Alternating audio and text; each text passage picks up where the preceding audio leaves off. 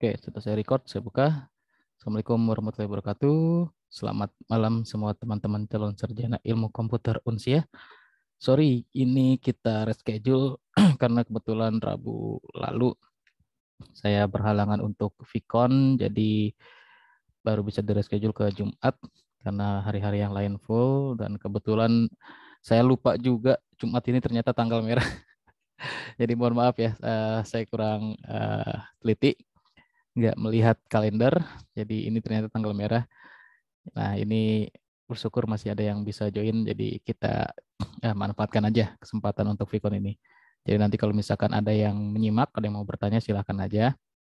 Tapi kalau mudah-mudahan sih ada yang bertanya. Tapi kalau tidak ya ini saya manfaatkan untuk penjelasan lebih lanjut dari materi yang ada di pertemuan keempat ini ya. Oke, saya coba untuk buka dulu modul-modulnya.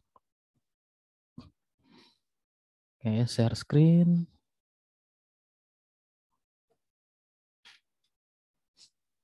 Oke, saya share all screen. Nice. Nah, waktu pertemuan ketiga kita sudah bahas UML use case diagram. Nah, ini kebetulan tidak ada Vicon-nya, tapi sempat saya jelaskan juga di pertemuan 1, pertemuan 2 tentang use case diagram. Nah, dari use case diagram ini berlanjut ke sesi keempat atau pertemuan keempat tentang proses pengembangan atau USDP. Apa sih USDP? Nah, USDP ini Unified Software Development Process. Jadi eh, ini kalau misalkan kita lihat jenisnya apa atau software yang seperti apa, yang pasti ini masih bagian dari UML ya, masih bagian dari UML dan memang dikembangkan juga oleh tim yang membangun UML. Nah, untuk best practice-nya nanti di sini kita akan coba ada beberapa tekniknya atau ada beberapa poin dalam best practice di USDP ini. Nanti kita akan coba praktekkan di dalam use case diagram ya. Ya, ini ada beberapa yang tidak rapi nih. Jadi dudulnya nih. Oke. Nah, kita mulai dari yang ketiga dulu. Jadi biar runtut ya, biar urutan. Ini saya select show biar lebih besar teman-teman melihatnya. Nah, ini dia. Ini harusnya minggu lalu kita bahas, tapi minggu lalu nggak ada Vicon. Ya, kita Vicon minimal 7 kali. Mudah-mudahan terpenuhi 7 kali. Tapi saya sih maunya lebih ya, biar ada penjelasan lebih lanjut dari materi ABO ini untuk teman-teman semuanya. Oke, kalau suara saya kurang jelas, tolong dikabari aja atau diinfo untuk yang nyimak. Karena agak kurang fit, jadi agak lelah juga. Kalau kurang jelas, silakan diingatkan aja, nggak apa-apa. Oke, kita masuk ke UML diagram. Nah, sebelum kita ke UML diagram atau UML diagram ini ya, yang UML diagram khususnya spesifik untuk use case diagramnya nih dari UML diagram. Use case diagram ini lebih kita tekankan sebenarnya ke dalam sistem requirements atau requirements gathering yang nantinya kita akan jadikan sebagai desain sistem atau perencanaan pengembangan sebuah sistem atau aplikasi. Nah, pada saat setiap pengembangan aplikasi, hal pertama yang dilakukan tadi balik lagi ke requirements, jadi pengumpulan semua kebutuhan-kebutuhan yang nanti akan dituangkan ke dalam perencanaan untuk bisa dapat diselesaikan kebutuhannya atau dipenuhi kebutuhannya oleh sistem yang nanti akan dikembangkan. Terus memang pada saat rancangan, kalau misalkan kita ngelihat ada keterangan di sini, get your team up to speed on this requirement so that you can all start designing the system. Jadi pada saat use case ini, kita tahu nih fungsi-fungsi yang dibuat apa aja. Fungsi-fungsi yang akan kita buat ya dalam sebuah sistem atau aplikasi yang akan dibuat.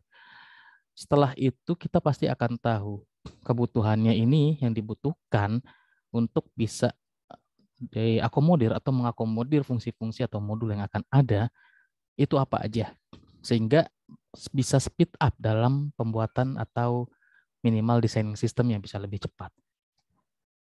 Nah, next.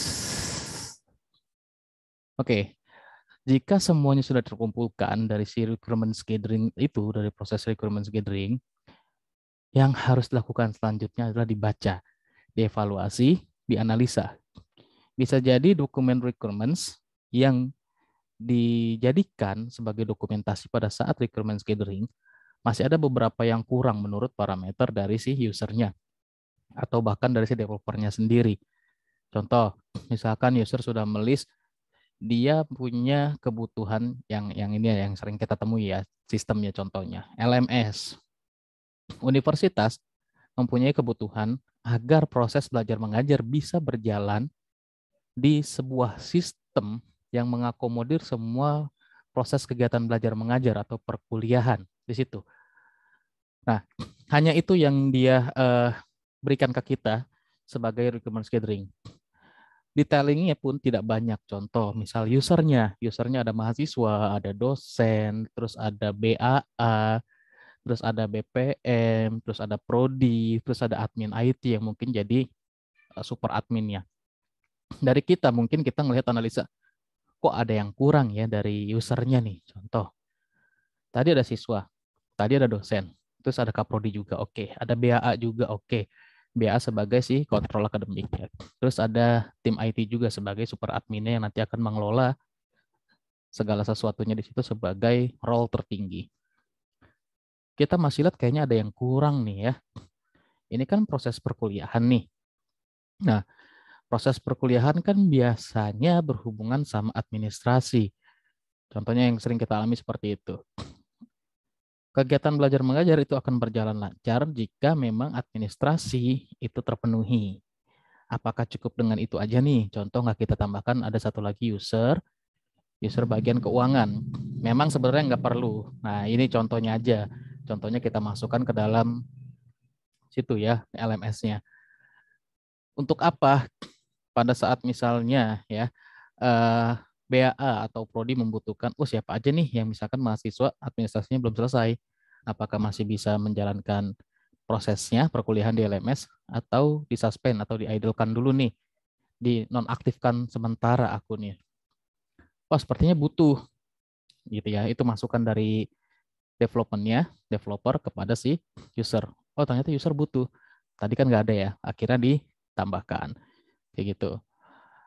Nah, makanya tadi juga ya requirements yang seperti itu juga kalau misalkan didokumentasikan juga masih ambigu karena masih berbentuk narasi atau ya hanya kata-kata aja berdasarkan hasil observasi, pengamatan secara langsung developer terhadap user, wawancara, ya proses tanya jawab si developer kepada user atau penggunanya, dan lain-lain.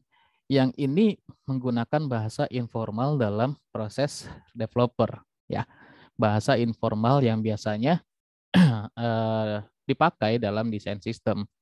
Ya walaupun bahasa formal kita kan seperti ini, tapi pada saat desain sistem bahasa formalnya nggak gini. Wow, saja. Ini nggak ada. Apa Mbak Anissa? Oke. Bahasa formal kita itu seperti apa pada saat desain sistem? Ya tadi kita menggunakan yang namanya tools UML, Unified Modeling Language, dan bahasa formalnya adalah semua desain sistem yang kita rubah ke notasi grafik gitu. Notasi grafik yang nanti ada beberapa diagram seperti use case, class diagram, activity diagram, sequence diagram.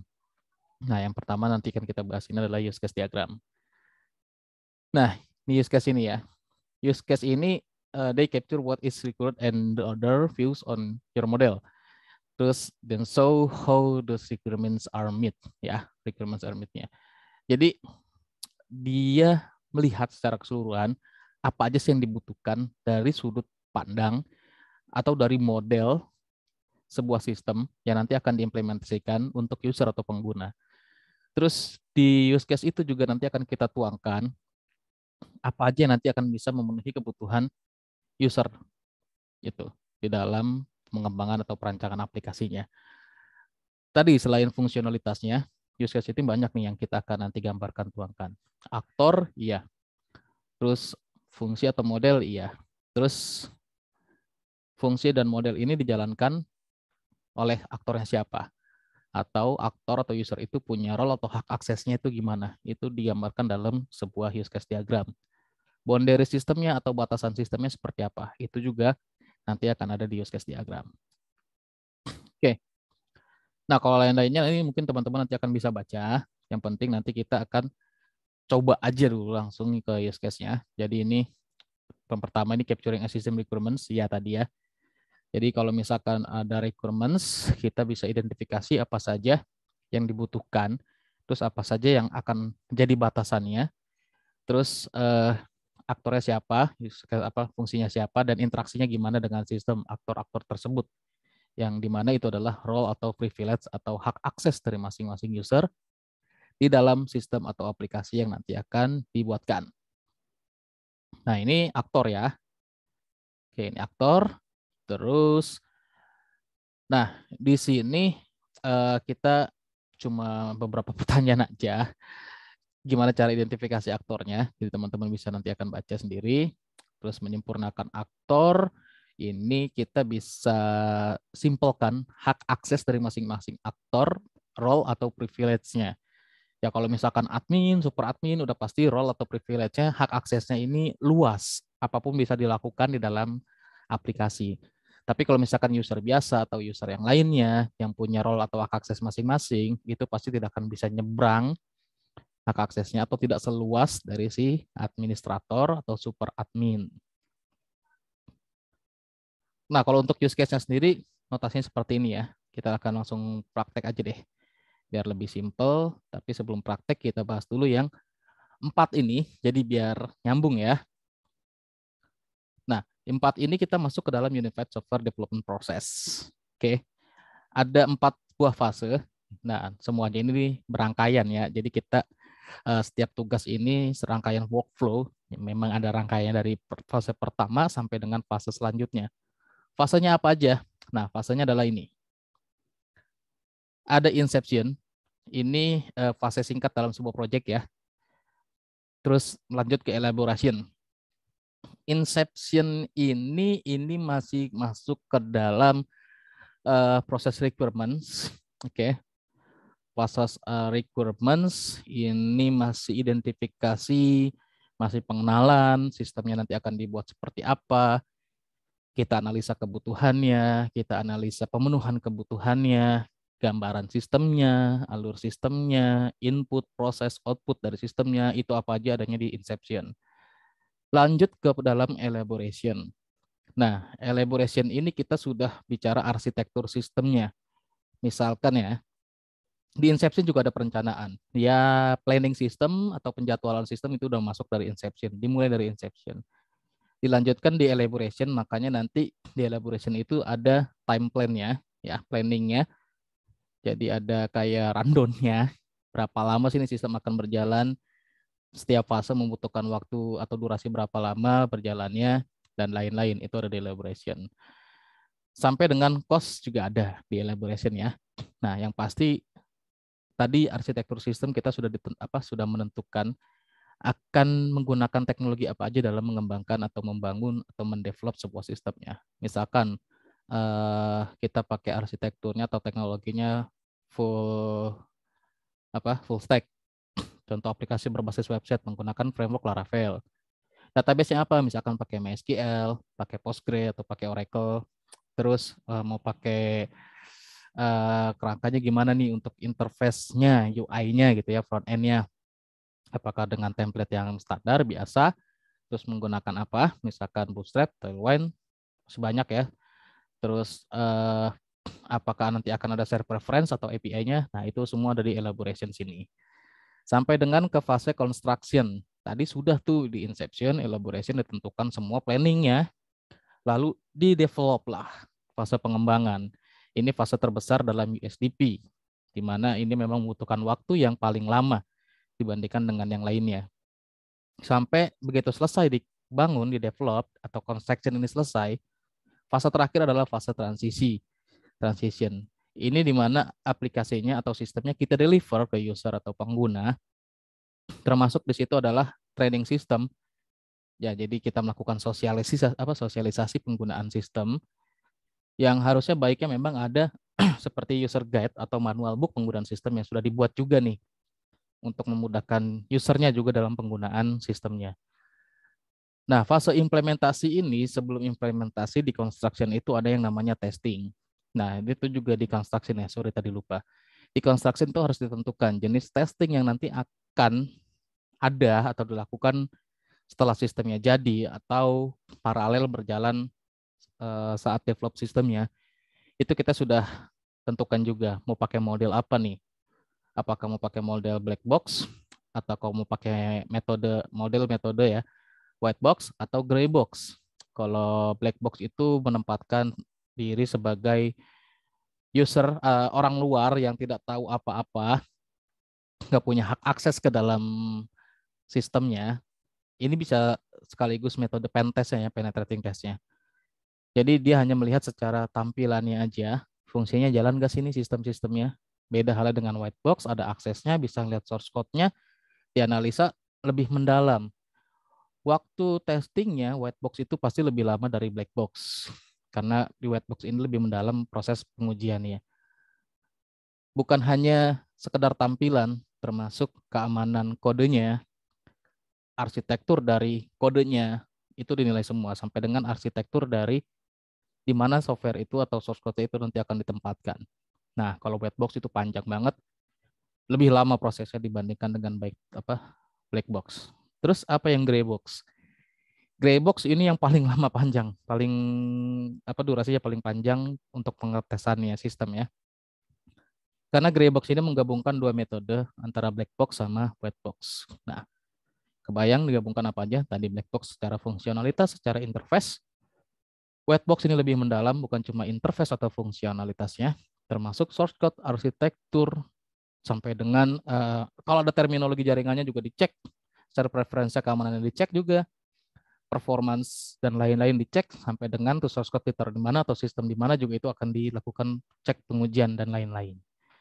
Udah beres semua construction-nya sampai dengan testing. Nah, transition masuk nih.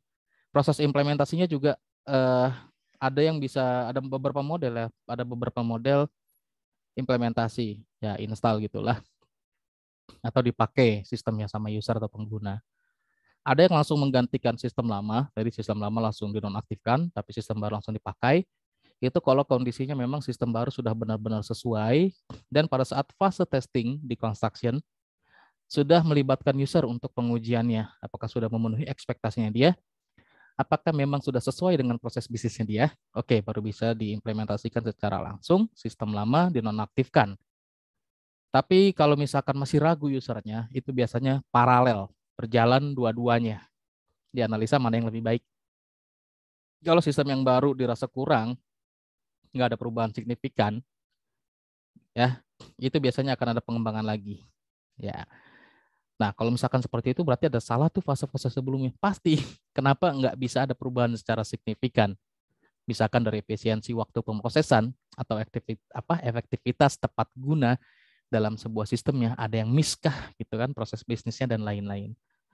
Sampai ada yang diimplementasikan modul per modul dari sistem yang baru itu. Sistem yang lama masih ada, sistem yang baru juga ada, tapi modul per modul paralelnya juga ini. Berbeda dengan yang paralel tadi ya, secara berdampingan, itu dua-duanya jalan, semua modul jalan, tapi yang kalau yang sub per sub atau per modul, memang dua-duanya jalan, tapi nggak jalan semua modul dari kedua sistem itu, sistem baru dan sistem lama. Misalkan di sistem yang lama, modul A itu dinonaktifkan, digantikan, atau dijalankan di sistem yang baru di modul A. Modul yang lainnya tetap jalan, terus sampai dengan semua modul berjalan. Itu ya. Nah, kalau untuk workflow, pasti teman-teman sendiri tahu itu apa maksudnya. Aliran kerja, maksudnya aliran kerja seperti itu. Nah, aliran kerja ini berhubungan sama fase tadi. Nah, ini di sini ya. Jadi workflow itu berhubungan dengan testingnya. Kalau misalkan teman-teman lihat di atas tuh ada fasenya, inception, elaboration, construction, sampai dengan transition. Ada requirements di inception itu, terus analis juga ada di situ, di elaboration masuk ke design, construction, sampai dengan implementation ini ada di construction juga ada, dan di transition test. Nah, tes ini masuknya ada di construction dan transition. Terus workflow bagian yang mana? Ini workflow-nya dari requirement, analysis, design, implementation, test. Ini gampangnya kita bisa bilang SDLC. System Development Life Cycle, alur pengembangan sebuah aplikasi atau sistem. Kalau yang di atas adalah fase dari develop project-nya atau menjalankan project-nya. Beda ya. Tuh, walaupun dilihatnya hampir-hampir sama nih. Oke. Nah, ini saya nggak bahas lagi panjang lebar, jadi kita langsung ke contohnya aja deh. Use case itu gimana. Hari ini kita contohkan use case dulu. Nanti next kita contohkan diagram yang lainnya. Sampai sini ada yang mau tanyakan dulu? Silakan kalau ada yang mau tanyakan.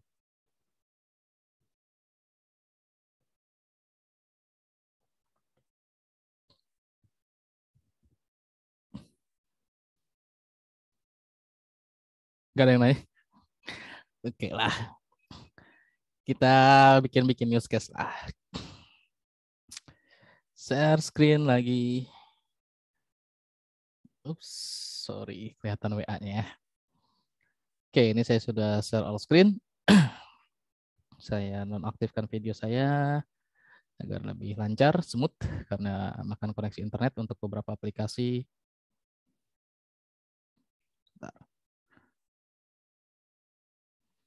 Nah, di sini saya contohnya pakai ini ya, aplikasinya namanya Draw.io. Ini sebenarnya online-nya juga ada. Jadi kalau teman-teman mau online-nya, tinggal ketik aja Draw.io, atau Draw.io online, yang mana aja bebas. Nama domainnya atau nama webnya sekarang alamatnya adanya di app.diagrams.net. Nah, ini yang untuk online-nya. Ini kita bisa install juga ya. Jadi kalau misalkan teman-teman mau download installernya, coba cari aja di sini nih, atau Draw.io ini bisa terintegrate ke Jira ya. Jira ini untuk software manajemen project seperti GitHub dan lain-lain. Nah, itu. Nah, tapi kalau teman-teman mau install Draw.io-nya, coba cari aja installernya. Nah, nanti akan ada di sini. Teman-teman bebas pakai yang mana aja, download salah satu dari sumber-sumber ini. Begitu diinstal, nanti di sinilah adanya. Ikonnya seperti ini bentuknya. Oke, ada versi baru lagi, nanti aja saya installnya.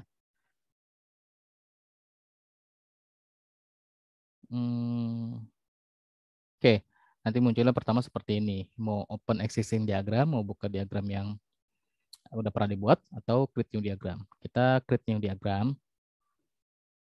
Namanya nanti apa, mau di-save-nya apa. Kita cari kategorinya dulu ya. Kategori untuk diagramnya yang UML, terus kita cari use case diagram. Use case. Ini template ya, kita nggak pakai template. Oke, kita nggak pakai template, jadi kita UML aja, atau cari di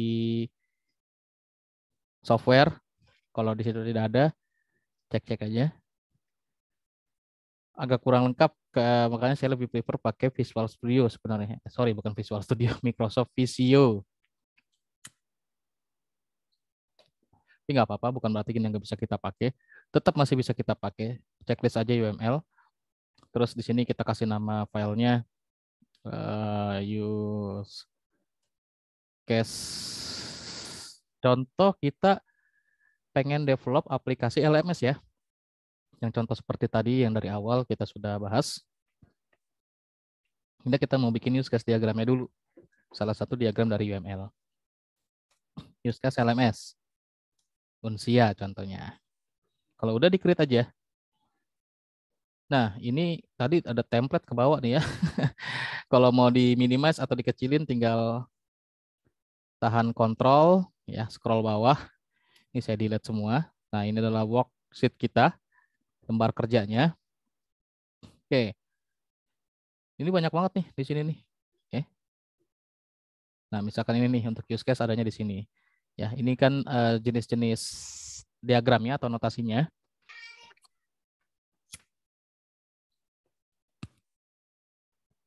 Ini yang UML. Nah, ini UML. Ini mewakili semua diagram kayaknya. Nah, ini ada frame.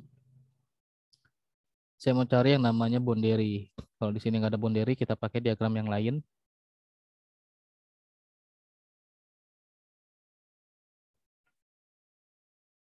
Oke, di situ tidak ada boundary, adanya di use case mungkin. Subject name, extend.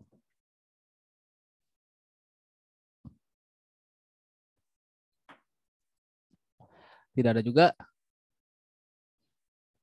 Cari di requirements. Ternyata tidak ada. Kita sementara pakai subject name dulu ya.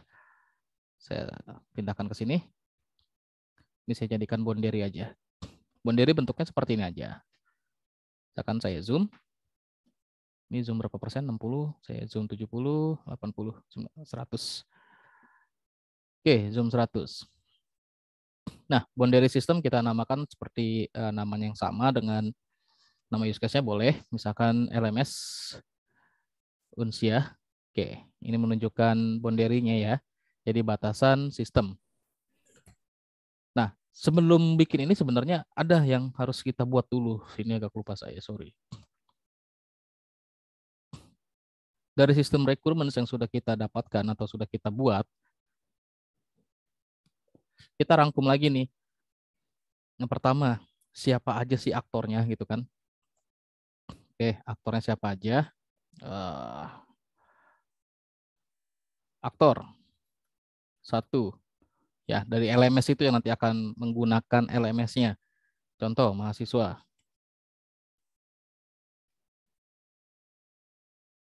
Terus dosen. Terus ada lagi Kaprodi. Ada lagi BAA. Ada lagi BPM. Ada lagi super admin ya, atau kita bilang di sini administrator aja. Nah, kira-kira ada yang kurang lagi nggak ya? Dari aktor yang akan menggunakan LMS ini berdasarkan requirement scheduling yang sudah kita lakukan. Ini sudah berapa pesertanya? Ada 10. 10 sama saya, jadi 9 teman-teman mahasiswa. Oke, kita cukup segini dulu untuk aktornya. Terus fungsi-fungsinya. Oke, fungsi-fungsi boleh per aktor atau kita jabarkan satu persatu baru nanti kita masukkan ke aktornya. Gitu. Atau kalau mau lebih enak sih sebenarnya di sini. Misalkan mahasiswa, fungsinya atau dia punya modul bisa ngapain aja dalam sistem, yang pasti ikut perkuliahan atau berkuliah. Berkuliah ini aktivitasnya banyak ya. Melihat atau download modul, terus mengerjakan kuis. Ini kita contoh yang sehari-hari sering kita lakukan. Posting atau replay forum atau diskusi. Terus masih banyak lagi nih. Ujian, tugas ya. Mengerjakan tugas. Atau ada lagi ujian. Ujian juga ini ada dua. Ada UTS dan UAS. Nah, ini nih. Mahasiswa bisa ini semua. Berkuliah, proses belajar mengajar. Atau belajar ya, berkuliah atau belajar. Oke, ini baru kita requirement scheduling dulu aja. Selain berkuliah, dia bisa juga kalau untuk mahasiswa lihat laporan perkuliahan atau lihat presensi kehadiran ya. Aduh, salah dulu ngetiknya nih. Lihat nilai perkuliahan.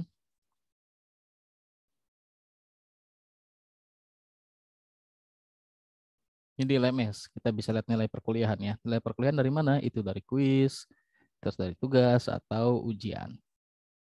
Apa ada lagi untuk mahasiswa?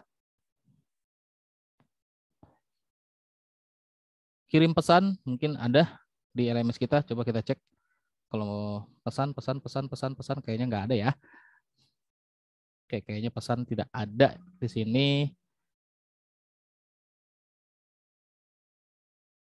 Kayaknya nggak ada ya. Itu contohnya. Kita nge-refer ke contoh yang udah ada biar lebih gampang lagi.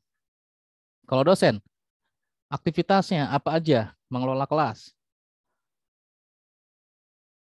bukan mengelola kelas ya. Kalau mengelola kelas dia bisa nambahin kelas, bisa ngurangin kelas, mengelola materi perkuliahan gitu. Apa aja yang dikelola? Modul, kuis, tugas, ujian yang terdiri dari 2, UTS dan UAS. Terus selain itu mengelola, kalau kita bilang mengelola artinya ini dia bisa create, read, update, delete. Oke. Jadi aksesnya banyak tuh ya, role-nya ya. Bisa buat materi perkuliahan, bisa edit, bisa juga delete, bisa dilihat juga. Lalu presensi.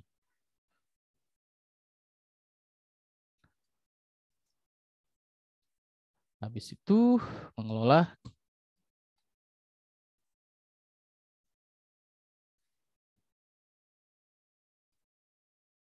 Nah, mengelola nilai perkuliahan mahasiswa. Kayaknya dosen cuma ini doang aktivitasnya. Kaprodi. Nah, kalau Kaprodi ini dia punya seluruh hak akses dosen, ditambah bisa mengelola kelas perkuliahan, terus artinya bisa menyinkronkan kelas dan lain-lain ya. Oke nih dosen ada yang kurang, sorry. Mengelola sesi perkuliahan di dalam kelas. Oke. Terus ada lagi, apa lagi ya? Nilai presensi bisa karena di sini ya. Seluruh hak akses dosen. Artinya Kaprodi ini bisa semuanya. Mengelola kelas perkuliahan juga bisa. Oke, kayaknya cuma 2 ini aja. BAA, seluruh hak akses Kaprodi ditambah dia bisa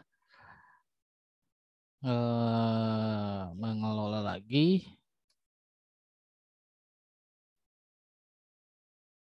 Ada suggestion? Mungkin ada yang sedang menyimak dan lain-lain. Oke, saya berpikir sendiri, jadi nggak ada interaksi nih ya. Habis seluruh akses Kaprodi, akses dosen, mengelola kelas perkuliahan. Oke. Internal Prodi ini ya.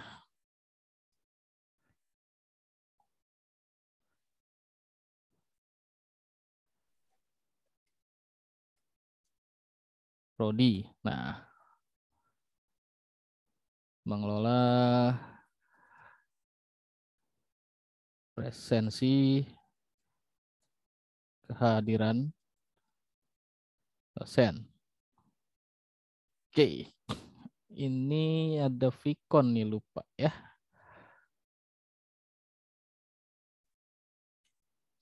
Contohnya LPS apa LMS kita ini kan ceritanya. BPM dia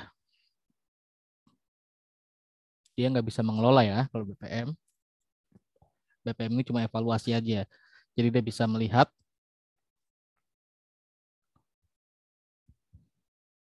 laporan atau melihat kelas perkuliahan seluruh prodi. Oke.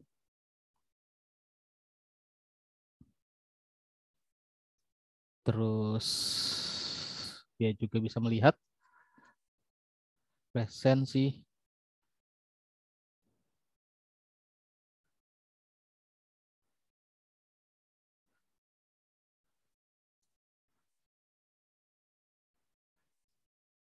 BPM ini nggak bisa, jadi BPM ini auditor, gitu ya. Beda aksesnya dengan BAA. Jadi cuma bisa view aja. Lihat kelas perkuliahan seluruh prodi, melihat laporan presensi. Nah, yang buat laporan siapa? Tadi di sini nih, mengelola presensi. Jadi kita bisa buat di sini bentuk akhirnya adalah laporan. Ya, ini juga sama, ada bentuknya adalah laporan, report. Kaprodi dia bisa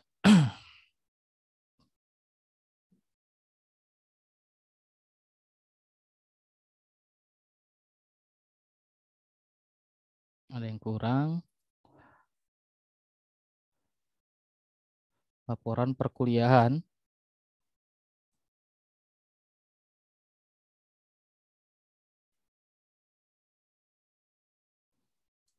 Apa aja laporannya? Presensi mahasiswa dan dosen. Oke ya. Administrator. Seluruh hak akses dosen, seluruh hak akses BAA, seluruh hak akses BPM, terus mengelola user. Oke. Mengelola user itu artinya mengelola user-user ini semua ya, dosen dan mahasiswa. Nah, ini kita sudah dapat aktor-aktornya siapa aja, plus fungsi-fungsi yang akan ada dari masing-masing aktor ini, yang nanti akan jadi fungsi keseluruhan dari sistemnya itu apa.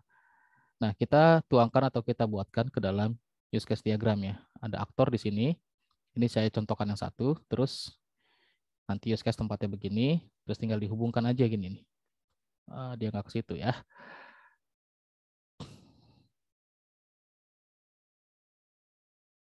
Nah, begini. Nanti kalau misalkan garisnya mau yang lurus, tinggal pilih ini aja.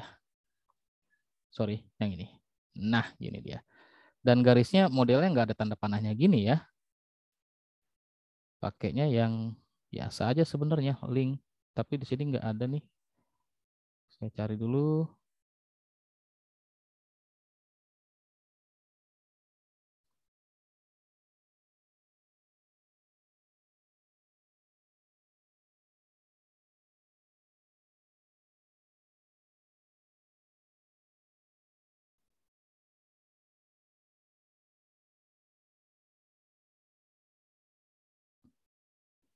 Dia model garisnya tegas, tapi sebenarnya nggak ada tanda panahnya seperti ini. Tuh. Jadi cuma garis biasa aja. Coba kita cari di sini garis biasanya aja di use case. Nah, harusnya ini communication path ya, bukan ini. Jadi ini saya delete. Oke, butuhnya garis yang ini sebenarnya, bukan yang tadi. Nah, ini dia. Oke, kita gambar dulu aja aktornya. Mahasiswa, dosen, Kaprodi, BA, BPM, admin. Ada 6 ya, ada 6. Double klik, ganti. Oke, kalau udah, klik tempat lain.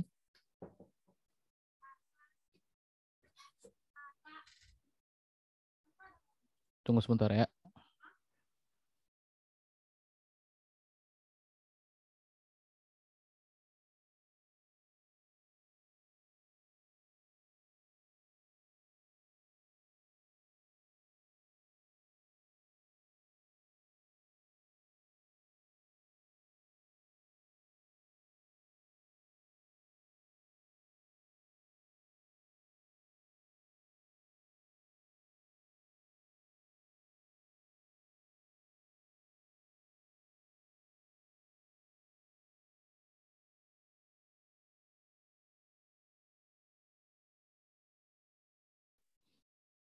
Oke, sorry bentar. Tadi ada gangguan. Kita bikin lagi satu aktor lagi. Tadi mahasiswa udah, terus habis mahasiswa kita di dokumen, ada dosen. Pindah ke Draw.io-nya. Kita rubah namanya dosen. Terus ada lagi Kaprodi. Ini sebenarnya bisa kopas aja kalau teman-teman mau kopas. Ctrl C, Ctrl V, pindahin, double klik. Oke, udah beres. Ada lagi tadi BAA, boleh klik drag begini, atau kopas dari nama aktor yang udah ada, boleh bebas. BAA, BPM, BPM itu Badan Penjaminan Mutu, terus administrator.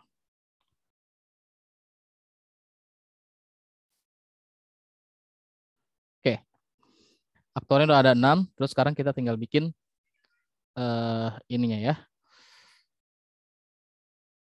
use case-nya nih, fungsi-fungsinya. Oke, mahasiswa berkuliah. Kita buat di sini berkuliah. Ingat, di dalam ini yang tadi mau saya sampaikan, di dalam use case ini harus kata kerja ya, harus kata kerja dasar, boleh dengan imbuhan, tapi jangan sampai pasif ya kata kerjanya.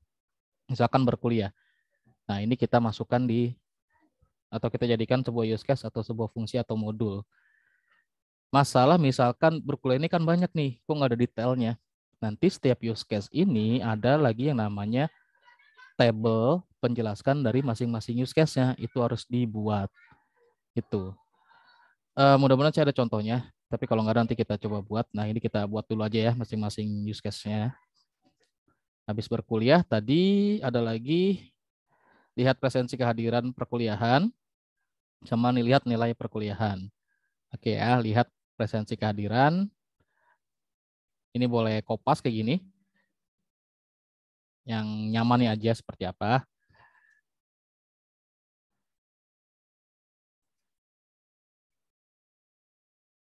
Nah, kalau kurang besar, tinggal dibesarkan aja. Terus habis lihat presensi, lihat nilai perkuliahan. Ini kita kopas-kopas aja biar nggak capek. Seharusnya dikopas ini dulu. Ups, baru kopas ini. Kita pindahkan. Nah, gini. Kurang besar kita besarkan.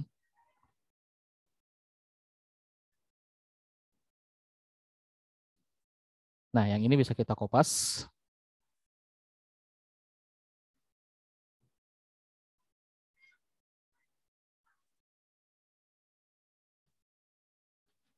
Contoh seperti ini. Oke, saya contohkan satu biar nggak terlalu banyak. Terus kita ada lagi satu use case lagi. Tebelan ini ya. Pakai ini aja. Nah, pada saat pakai sistem, ya, kan ada yang namanya proses login, oke? Proses login ini. Ada stereotype, oke? Stereotype ini ya, ada include sama extend. Nah, ini ada garis include yang saya ambil berkuliah ke login. Terus saya copy. Ini nyambung juga ke login.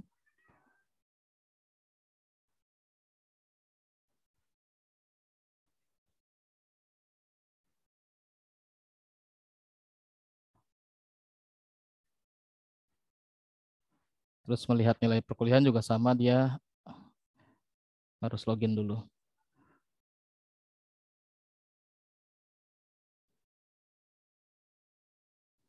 Maksudnya apa include ini? Seperti ini. Pada saat dia mau melakukan fungsi atau mau menggunakan fungsi berkuliah, lihat presensi kehadiran, dan lihat nilai perkuliahan, dia harus melewati fungsi atau modul login terlebih dahulu. Kalau dia tidak berhasil login atau dia tidak melewati, tidak melakukan fungsi login, tidak melakukan aktivitas di modul login, fungsi login tersebut, nah fungsi-fungsi ini tidak bisa digunakan. Ini ya, maksudnya seperti itu. Oke, ini mahasiswa udah, terus sekarang kita mau ke dosen. Ya, saya geser aja. Nah, ini tata letaknya bebas, nggak harus rapi, mau diletakkan gimana, yang penting proporsional aja dan nggak ada yang tertiban-tiban terlalu banyak gitu ya. Misalkan seperti ini nih, ini kan masih banyak yang tertiban, kita besarkan lagi aja dia boundary-nya. Geser, nah kelihatan ada yang nggak nyambung garisnya, kita sambungkan. Login ini kita bisa buat beberapa ya. Sekarang kita ke dosen dulu. Dosen ini mengelola materi perkuliahan. Yang pertama nih ya. Oke, kita kopas ini satu. Terus dalamnya mengelola materi perkuliahan. Oke. Terus ini kita pakai garis ini ya, yang communication pad. Taruh ke sini. Dosen ini tadi ada 4 modul, kita kopas 4 kali dulu, 3 lagi. Oke, dapat segini. Nah, login ini saya mau cuma bikin 1, nanti makanya ini harus ditata sebaik-baiknya biar rapih. Oke, nih mengelola perkuliahan. Terus yang kedua ini mengelola sesi perkuliahan dalam kelas kuliah.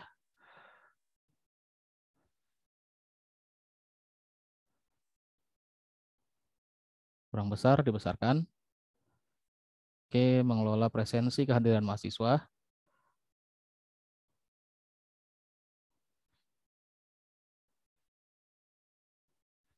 Satu lagi, mengelola nilai perkuliahan mahasiswa. Ini kayaknya mengelola sesi perkuliahan aja. Sep.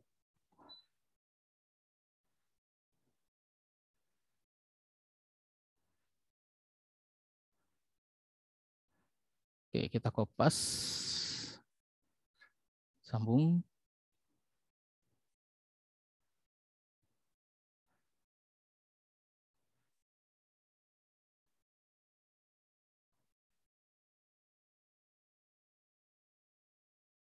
Nah, ini juga sama nih.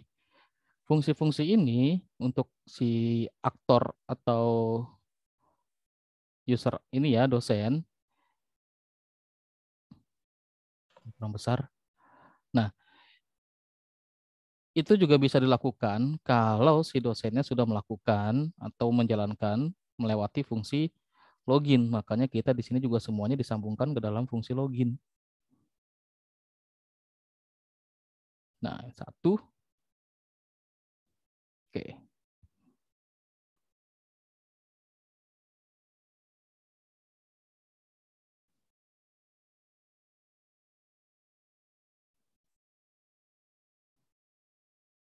Ini harus nyambung ya, kayak gini nih. Ada yang kayak hijaunya gitu, baru nyambung. Kalau tidak, ini tandanya nggak nyambung ya. Jadi kalau misalkan dipindahin, nanti nggak ada yang ikut. Tapi kalau misalkan dipindahin, dia ikut, nah itu berarti udah beres. Nah, ini di-save sementara. Nah, ini baru 2 aktor nih ya. Ini baru 2 aktor nih. Oke, baru 2 aktor. Terus kita di sini kan BAA seluruh hak akses dosen ya. BAA ini seluruh hak akses dosen. Artinya dia ini semuanya nih kan. Oke, dia ini semuanya. Nah, ini kita bisa kopas nggak sih? Bisa, bisa kita kopas. Ya, bisa kita kopas atau seperti ini contohnya. Saya geser BPM di sini, CBHA di sini, terus kayak gini. Nah, contoh, mengelola materi perkuliahan. BAA juga bisa. Nah, ini kita ke sini kan. Oke, kayak gini. Terus mengelola sesi perkuliahan. Oke, ini mengelola sesi perkuliahan hanya kelasnya ya. Mengelola sesi perkuliahan kelas dosen. Oke, berbeda dengan yang mengelola sesi perkuliahan yang ini nih. Yang yang BAA ya. Agak beda nih. Jadi kalau BAA itu bisa mengelola seluruh kelas perkuliahan di seluruh prodi. Sesi dan kelas sesi. Ini dosen ini hanya mengelola sesi perkuliahan di kelasnya aja, tapi kalau kelas yang dosen yang lain dia nggak bisa. Ya, hanya kelas yang memang diassign ke dia. Tapi kalau BAA bisa juga. Makanya dia punya aksesnya juga ke sini.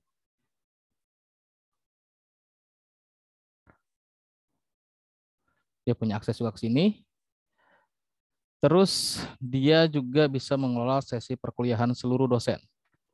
Seluruh kelas dosen.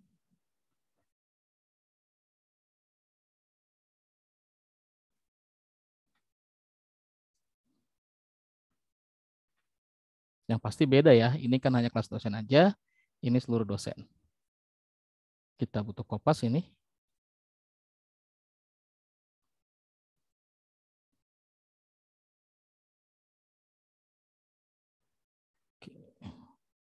Tadi BA harusnya Kaprodi dulu ya. Oke. Ini hanya untuk mencontohkan. Tadi saya ada kopas apa? Oke. Ini hanya untuk mencontohkan nih ya. Jadi satu use case ini itu bisa dilakukan oleh dua orang aktor.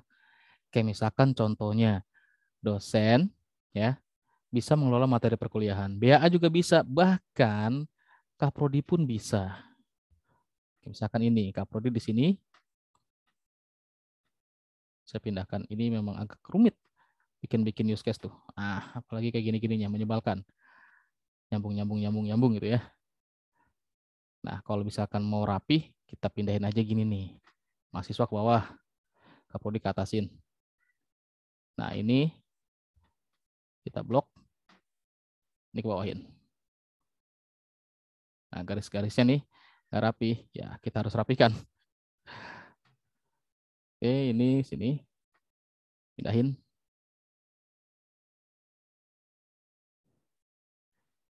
Sini.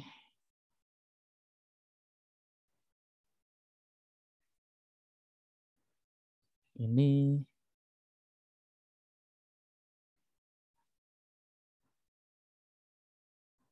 Oke.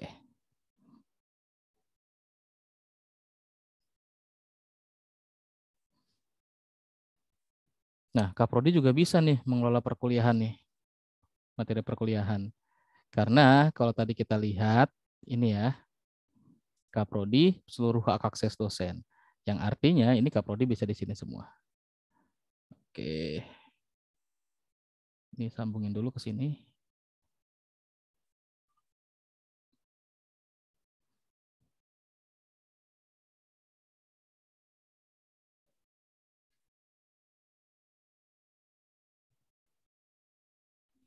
Nah, contoh gini. Gimana cara buat rapi? Ya, kita harus ngatur sebisa kita nih mau di mana posisinya gitu. Pasti akan berantakan use case tuh, gitu ya. Pasti akan sangat berantakan.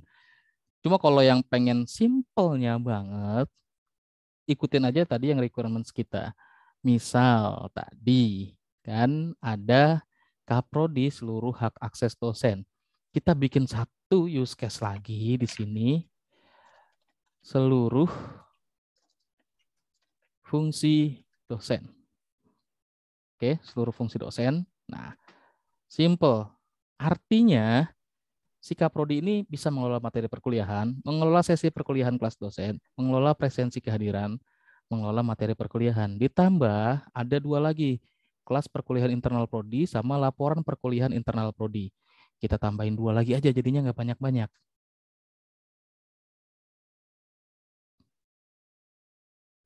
Nah, ini kita copy nih.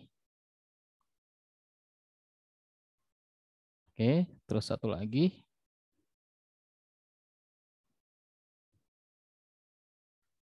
Sip. Besarkan, kalau kurang besar. Lalu gini, geser. Nah, yang BA saya delete dulu, karena nanti akan kita buat sama seperti prodi. Ini kita rapikan lagi.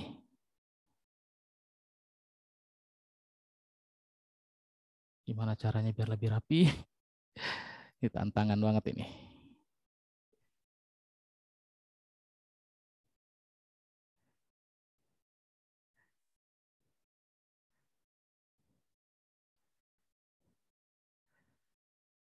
Oke, seluruh fungsi beres.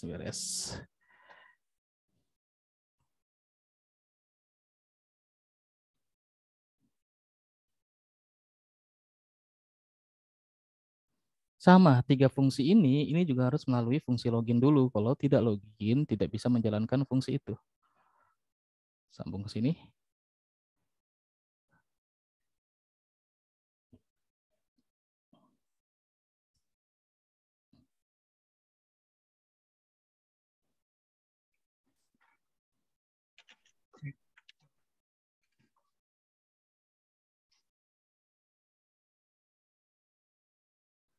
Oke, ini ya. Masih ada berapa aktor lagi yang belum dibuatkan ini use case-nya. Pindahin dulu lah. Biar rapi dikit. Oke. Nah, ini baru jadi mahasiswa dosen Kaprodi, tapi Kaprodi kalau kita lihat di sini di laporan perkuliahannya ya, di laporan perkuliahan internal prodi dia mengelola presensi mahasiswa dan presensi dosen, presensi kehadiran. Di enter. Oke. Nah, ini kita tadi kan udah belajar nih yang namanya login nih. Kalau login itu ya, fungsi ini mau dijalankan harus menjalankan fungsi login dulu. Karena ada stereotype include dari fungsi atau satu use case ini ke use case login. Ini satu elips seperti ini namanya satu use case ya, atau satu fungsi atau satu modul nanti yang akan ada di dalam sistem atau aplikasinya. Itu. Oke. Nah, terus gimana kalau misalkan kita biar kelihatan nih di use case itu, jadi jangan sampai nanti developer bingung mengelola laporan perkuliahan internal prodi. Apaan aja laporannya? Kita mau masukin juga keterangan presensi mahasiswa dan presensi kehadiran ya, presensi kehadiran mahasiswa dan presensi kehadiran dosen. Kita mau masukin itu juga.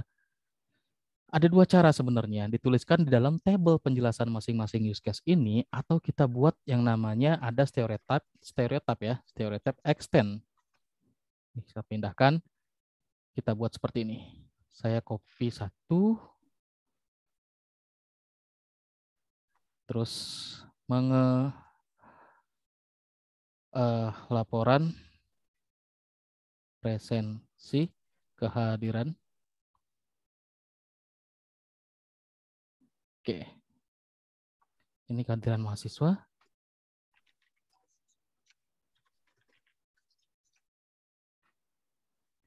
Terus satu lagi,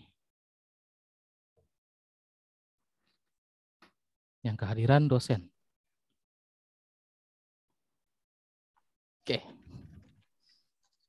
kehadiran mahasiswa, kehadiran dosen. Stereotipnya pakai extend.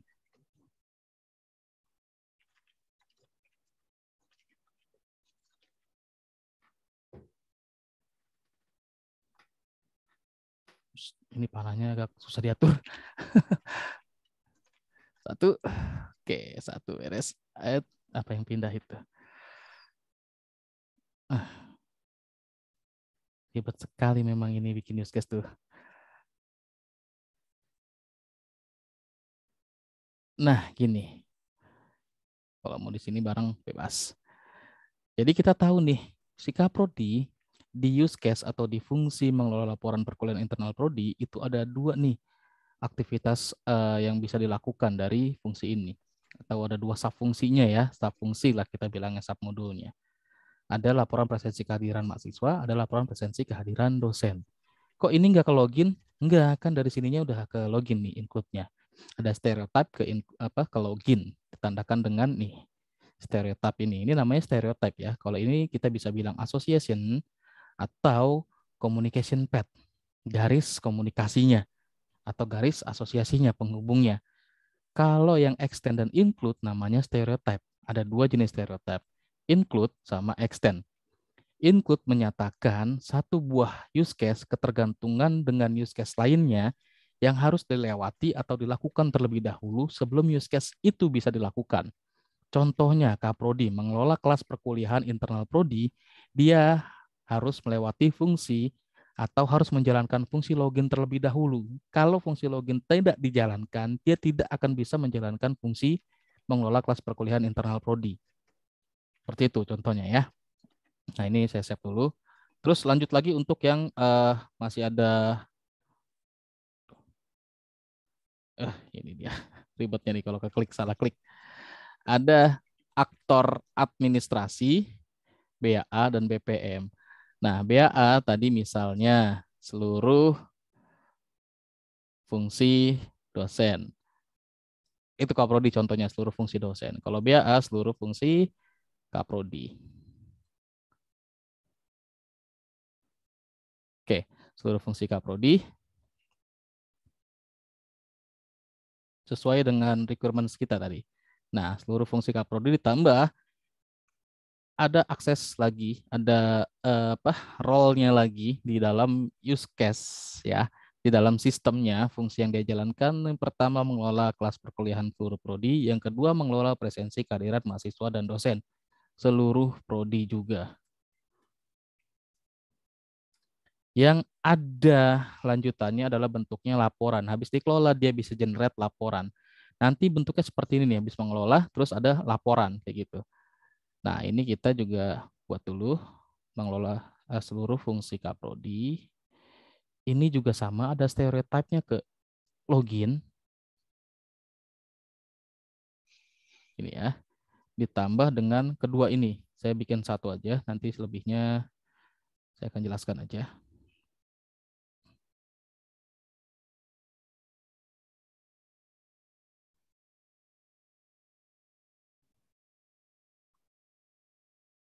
Oke.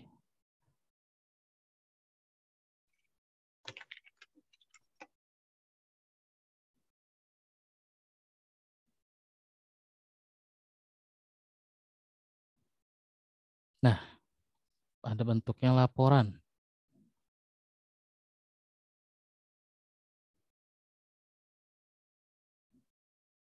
Laporan dari apa? Laporan dari ini. Pakai extend.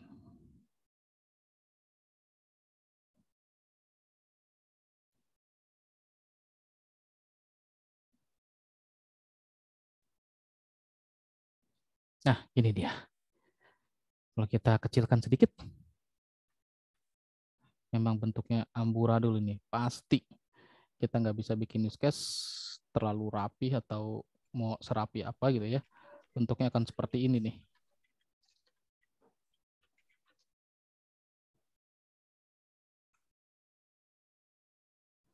Nah, ini jadinya gini. Tapi ini belum semua. Masih ada 2 aktor lagi yang belum kita masukkan ininya ya. Fungsi-fungsi yang dijalankan itu apa aja.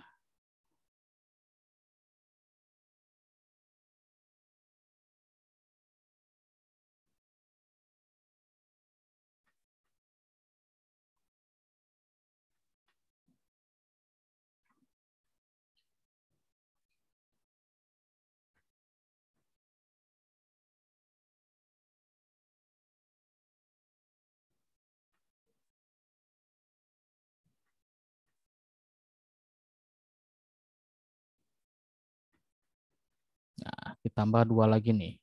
Admin sama BPM. Ini sekaligus bocoran buat teman-teman tentang gambaran LMS kita itu ya seperti ini nih.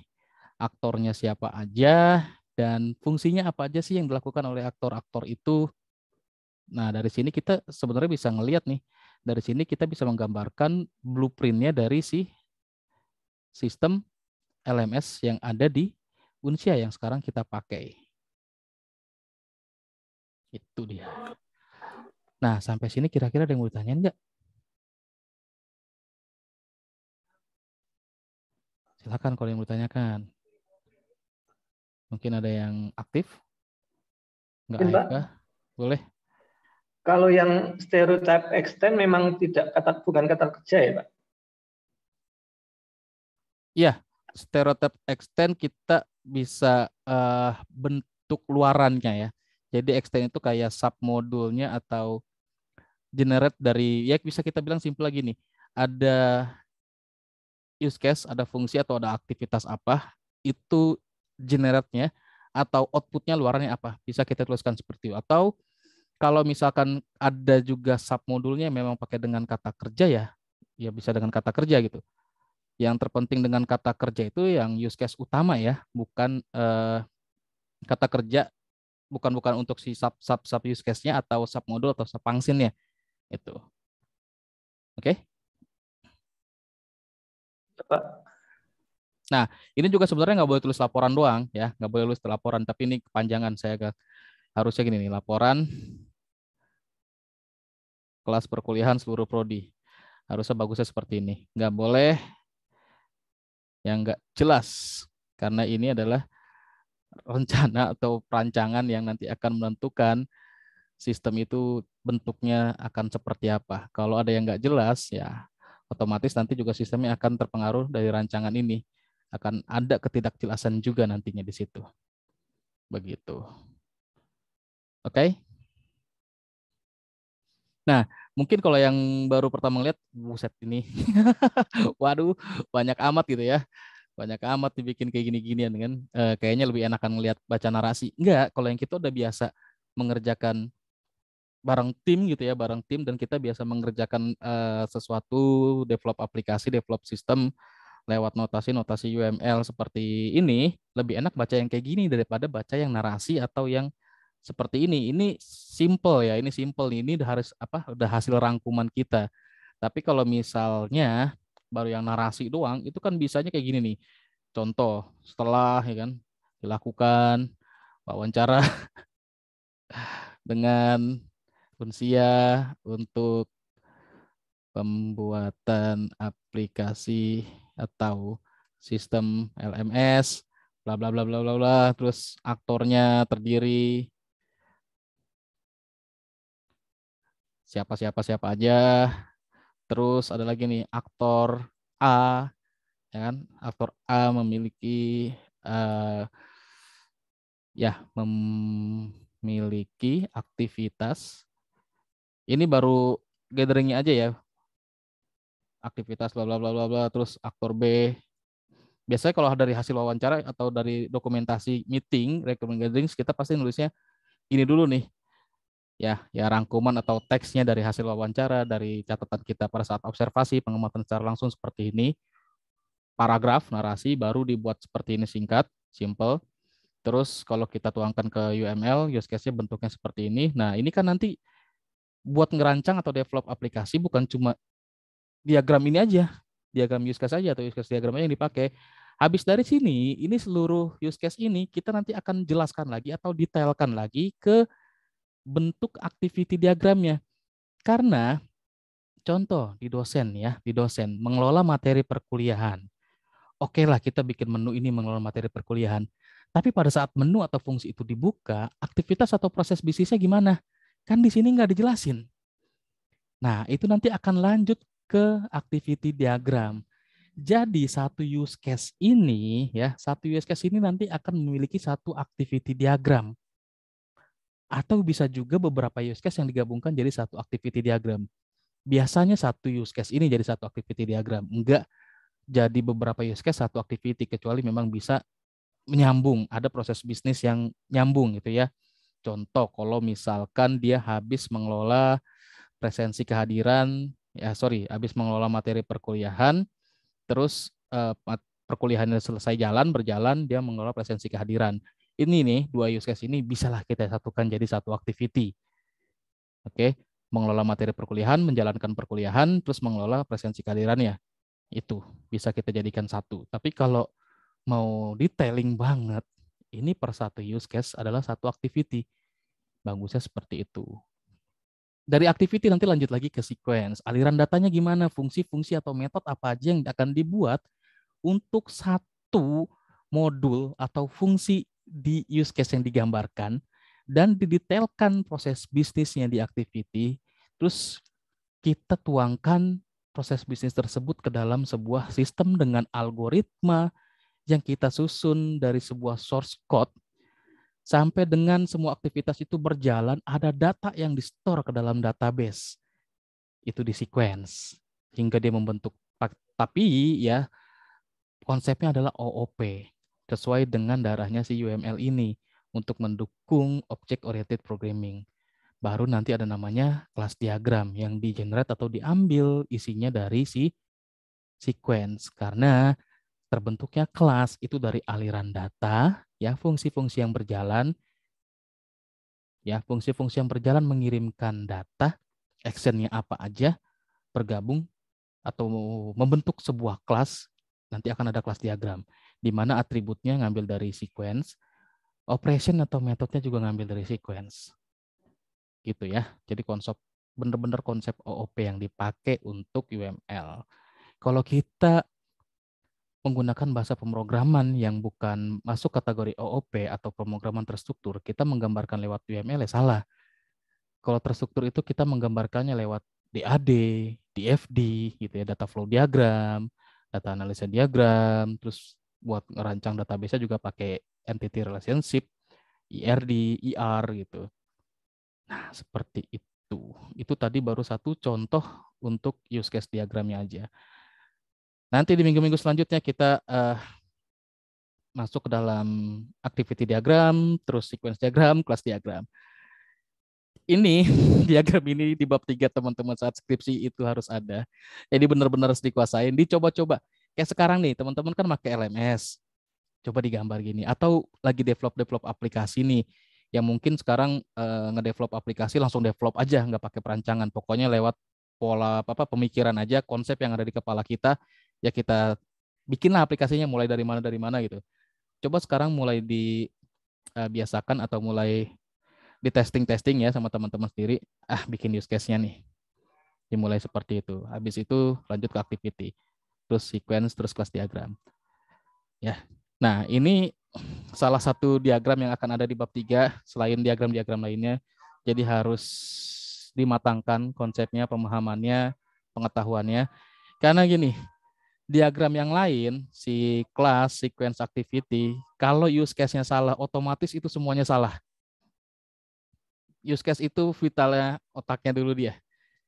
Dia aktor utamanya, dia penentu semua rancangan atau diagram selanjutnya. Pokoknya kalau ada use case-nya yang salah, use case-nya yang kurang, berarti diagram di belakangnya itu semua salah. Dan selalu ada yang kurang kalau misalkan dari use case-nya kurang. Makanya di use case-nya harus benar-benar matang banget. Gitu. Silakan kalau ada yang mau tanyakan. Tanya lagi, Pak. Boleh. Di modul tadi ada ini ya, apa namanya? Disebutkan bahwa orang itu tidak selalu jadi aktor, tapi orang juga bisa jadi sistem. Itu maksudnya gimana ya, Pak? Oh Terus iya. yang Terus lanjut. Satu lagi, kalau misalnya user yang sama, tapi misalnya ada melakukan use case yang berbeda, apakah aktor itu harus dipisah jadi dua gitu? Gitu, Pak. Satu use case tapi dikerjakan sama dua aktor gitu. Ada satu jenis aktor tapi ada use case yang berbeda, misalnya privilege-nya berbeda, ada user admin dan user biasa, itu apakah aktornya harus dipisah? Nah, waktu belajar PBO atau waktu kapan ya, pertemuan awal di mata kuliah ABO, pernah dengar generalisasi nggak? Iya. Nah, itu dia.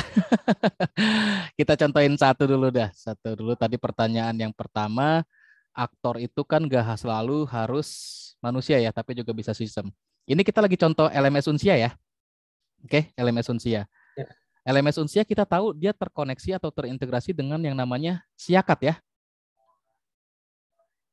Bener kan? Bener nggak? Saya salah lagi nih. Ya. Oke ya. Nah, misalkan kayak gini. Objek kita masukin. Siakat Unsia.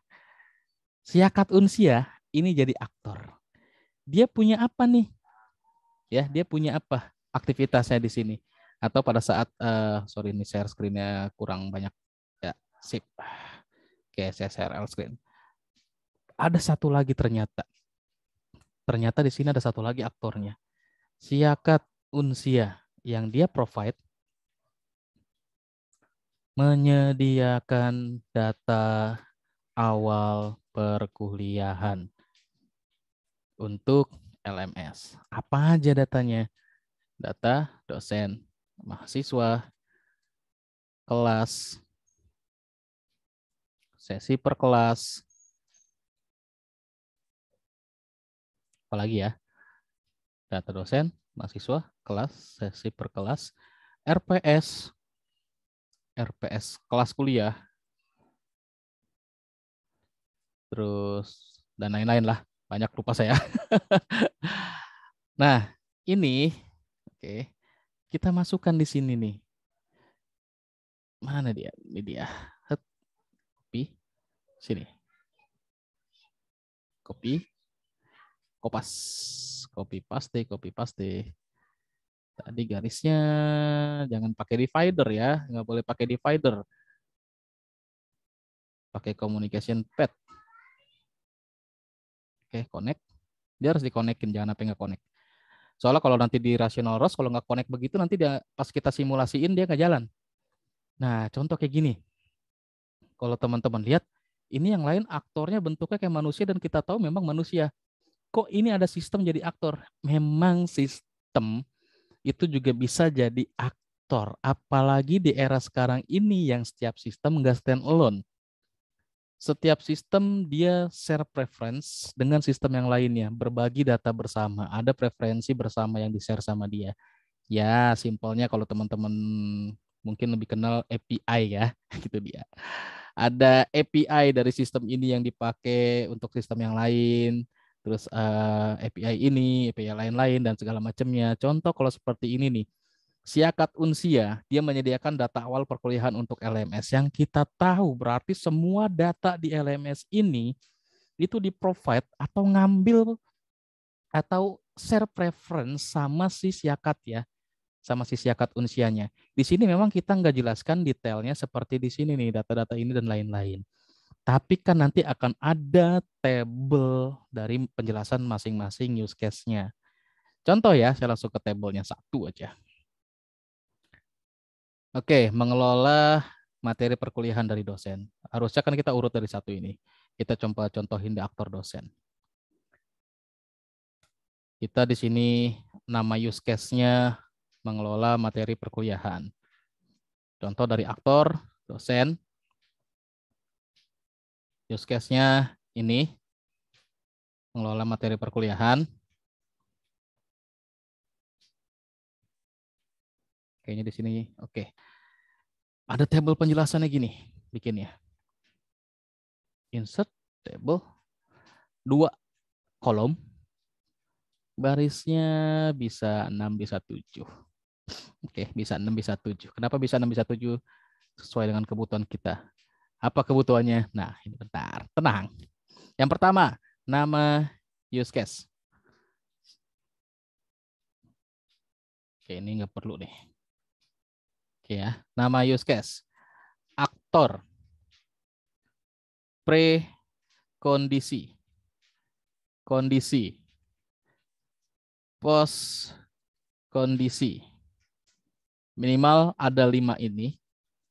Oke, minimal ada 5 ini. Terus ada lagi, misal kalau mau ditambahin output dan lain-lain. Terus kalau teman-teman mau ngelihat bentuk bakunya, kita searching yang namanya seperti ini. Table penjelasan use case diagram. Nah, bentuknya kita cari ini aja.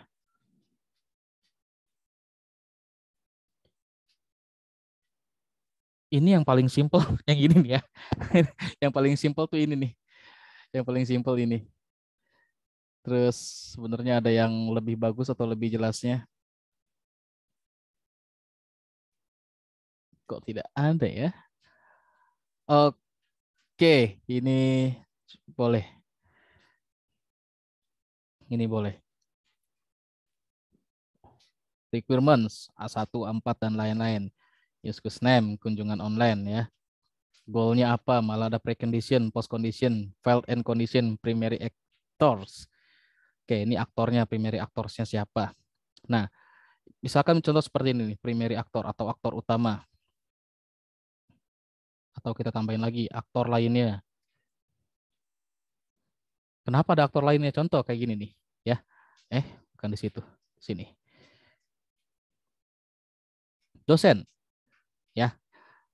Use case mengelola materi perkuliahan itu adalah tugas utamanya dosen. Aktor utamanya si dosen. Tapi kita lihat tadi di sini, Kaprodi dia punya role atau hak akses seluruh fungsi dosen yang artinya dia juga bisa nih mengelola materi perkuliahan. Makanya di sini ada aktor lainnya. Terus ternyata selain dosen, BAA juga bisa. Kenapa? BAA punya seluruh fungsi Kaprodi, di mana Kaprodi juga punya seluruh fungsi dosen. Ini. Itu ya. Jadi bisa aja di sini misalkan untuk use case mengelola materi perkuliahan, oke, aktor utamanya adalah dosen, aktor lainnya adalah Kaprodi, BAA, dan si administrator. Karena kita lihat administrator di sini, seluruh hak akses dosen BAA BPM dia punya. Berarti Alternatif aktornya atau aktor lain itu ada 3. Oke. Bentuk bakunya use case diagram untuk tabelnya ini nggak ada, tapi minimal isinya adalah seperti ini. Ada prekondisi. Oke, di sini berarti ada prekondisi benar, ada kondisi, post kondisi, ada alternatif kondisi. Kita tulisnya di sini aja. Oke, prekondisinya kita lihat dari sini ya, mengelola materi perkuliahan, prekondisinya ternyata harus login. Minimal contoh seperti itu. Kondisinya. Nah, ini baru kita jelasin nih, mengelola materi perkuliahan. Contoh ini yang saya copy ya. Jadi harusnya detail ya. Yang dilakukan mengelola materi perkuliahan itu apa aja? Upload modul, kuis, tugas ujian, UTS, UAS, dan Vkon. Contoh seperti itu.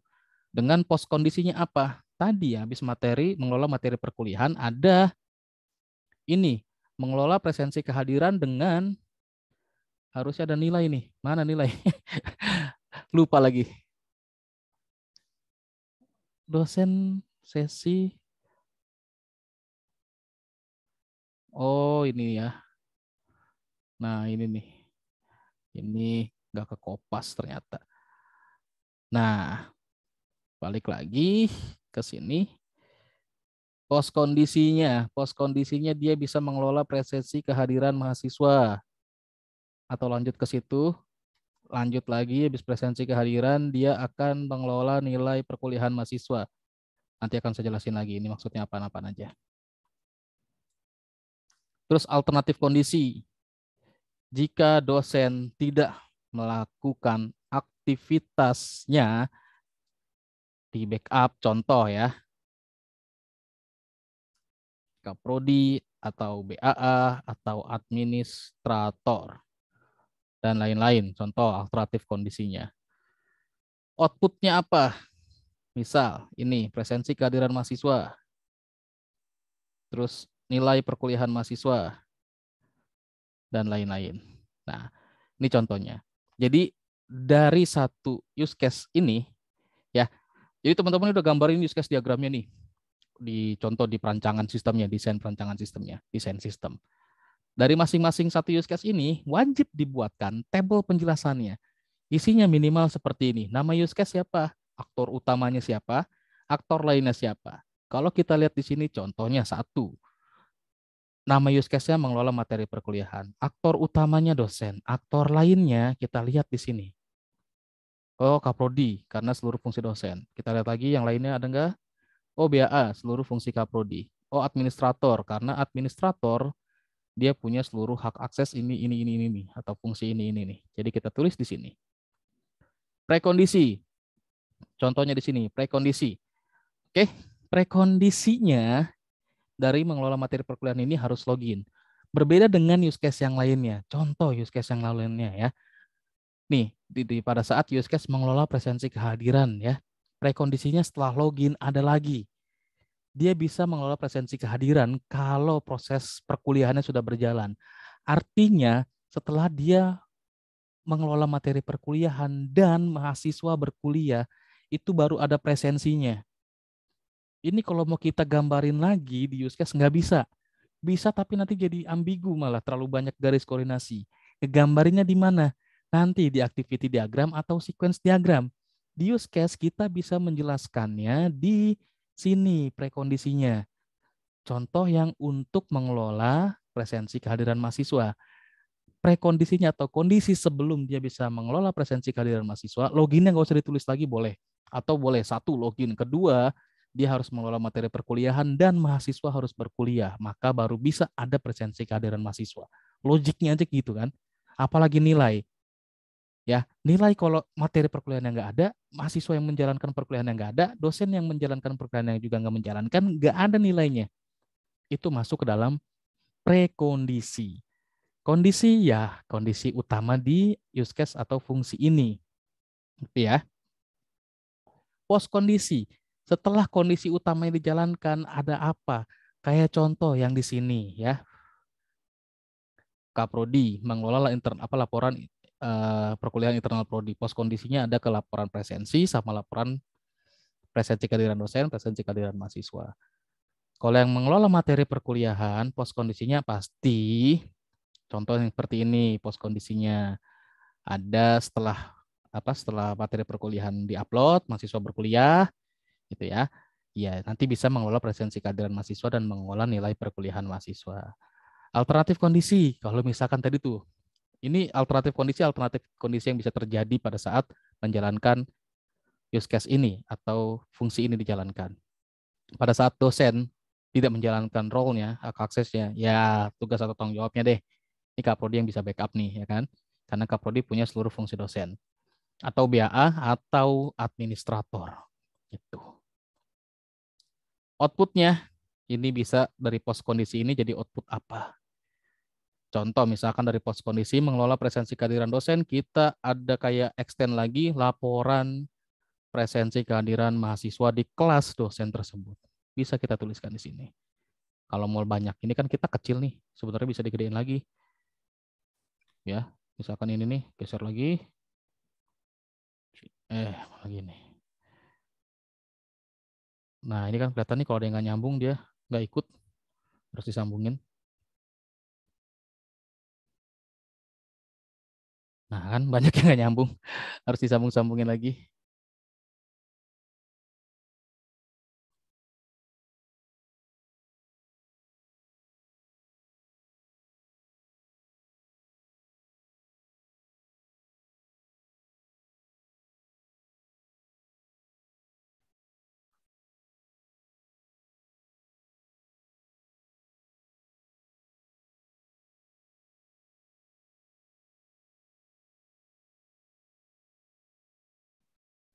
Terus ininya bisa kita besarin lagi. Kalau mau kita tambahin lagi, gitu. Ya, kita mau tambahin apa lagi nih dalamnya nih? Misalkan tadi ada yang kurang, mau tambahin biar lebih jelas nih, extend, apaan aja, segala macamnya gitu. Bisa kita tambah-tambahin lagi kan kalau besar. Tadi kan kita pakai paper size-nya nih, defaultnya di A4. Gitu ya. Oke. Ada lagi mungkin yang mau tanyakan? Pusing? Pasti, tenang aja. Kalau pusing berarti belajar. Bagus. Jangan takut, jangan khawatir. Fungsinya nanti ada dosen pembimbing tugas akhir yang akan ngebimbing itu. Jadi nanti dosen yang akan ngecek pada saat bimbingan tugas akhir itu lebih banyak fokus ke bab 1 dan bab 3. Oke, ya. Jadi yang paling lama prosesnya pada saat tugas akhir itu adalah yang selain proposalnya. Nanti kalau proposal sudah disetujui itu perjuangannya masih lanjut. Yang perjuangannya paling banyak nanti akan dibantai atau dicoret-coret dosen, revisinya berkali-kali. Itu bab 1 dan bab 3. Intinya di situ tuh. Kalau untuk skripsi tugas akhir ya. Intinya adalah di pendahuluan sama perancangannya atau metodologinya, langkah-langkahnya, idenya, langkah sistematis apa yang mau dipakai. Kalau kayak landasan teori, proses developnya, nah itu kan balik ke masing-masing si mahasiswa yang lebih tahu. Tapi kalau misalkan kayak pendahuluannya, inisialisasi awal, sampai dengan step desainnya, nah itu pasti akan disesuaikan dengan standar atau teoritisnya atau bidang ilmunya. Jadi biar lurus, nggak melenceng. Jadi pasti akan banyak dicoret-coret di bagian inisialisasi, yaitu di mana bab 1, atau di bagian desain sistemnya, metodologinya. Kalau misalkan di bab 3 ya, bisa bab 3 atau bab 4 lah. Ya ada lagi yang mau tanyakan? Kita lewat batas kayaknya. Saya nggak sadar udah jam 9 lebih. Sorry, kelamaan ya. Karena biasanya kalau di kampus-kampus lain, mata kuliah ABO, RPL, kayak gini biasanya lebih dari 3 SKS. Bisa ada yang 4 SKS. Karena memang pembahasannya panjang. Tenang, yang di sini nggak begitu paham atau belum nangkep banget, ini sebenarnya dilanjutkan lagi nanti di RPL, sama analisis dan desain sistem, terus lanjut lagi di metodologi penelitian, lanjut lagi nanti di tugas akhirnya. Jadi pembahasan tentang konsep OOP, desain sistem, implementasi sistem, testing sistem itu nggak cuma satu mata kuliah, tapi berlanjut di mata kuliah lainnya. Oke, silakan yang mau bertanya sebelum kita akhiri karena sudah larut malam. Om Dani sampai, waduh, belajar sambil gendong anak. Udah pulang terawih, Pak. Oke, iya, saya kira hari ini nggak terawih dulu dah, karena kebetulan lagi musafir juga saya. Oke. Ah iya, di sini ada yang di Surabaya nggak? Saya lagi di Surabaya, dekat UNR nih sekarang posisinya. Besok baru ke Madura, lagi transit nih di Surabaya. Minggu depan saya ke Surabaya, Pak. Lah, kirain sekarang. Saya udah pulang hari Minggu. Jadi hari ini Surabaya, besok habis sahur tuh ke Madura seharian doang. Sorenya udah pulang lagi ke Jakarta. Ya kecuali pengen jalan-jalan di sono sih. Cuma kalau sendirian juga bingung. Lagi puasa juga jalan-jalannya gimana siang-siang. Mendingan pulang ya. Oke, ada lagi yang mau ditanyakan? Silakan. Mas Fukijo, nanti tenang aja. Pasti akan sering dibahas. Di minggu depan juga kita masih ngebahas use case lagi, terus baru activity, baru sequence, baru kelas. Yang penting semangat terus belajarnya. Oke ya. Nah, tapi saran saya tetap dicoba-coba use case-nya, belajar-belajarin use case-nya. Karena ini banyak yang fail gara-gara bab 3 atau use case ini. Itu banyak banget yang fail di situ. Paling banyak anak IT, informatika, SI, itu fail gara-gara use case-nya. Kenapa tadi saya bilang use case-nya salah, use case-nya kurang, berarti semuanya salah. Rancangan sistemnya, desain sistemnya. Gitu ya. Nah, kalau yang nanti ngambilnya network, NDLC, itu nggak pakai use case. Namanya beda lagi. Kalau kita kan pakainya SDLC, System Development Life Cycle, dan perancangannya pakai use case. Nanti ada lagi NDLC. Nah, Network Development Life Cycle. Itu nanti yang khusus ngambil ke arah networking tuh. Terus perancangannya untuk topologi atau desain topologi sistemnya, atau desain topologi jaringannya, infrastruktur, dan lain-lain ya. Ada yang namanya kayak UML, agak lupa saya. Tapi bukan UML yang dipakai, dan software-nya nanti hampir sama sebenarnya, Draw.io, Visio, atau Hydromax.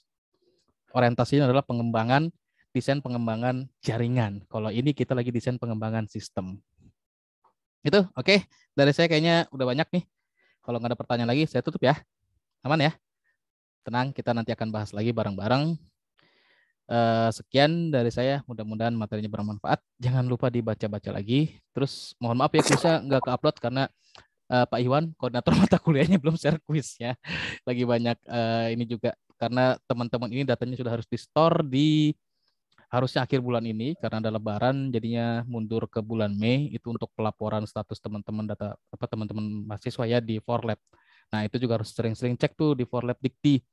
Apakah yang dilaporkan mata kuliahnya sudah sesuai dengan transkripnya teman-teman. Jadi kalau ada yang kurang, lapor aja ke BHA atau ke bagian kemahasiswaan. Oke, sekian dari saya. Mohon maaf jika ada kesalahan dalam penyampaian kata, sikap, dan segala macamnya.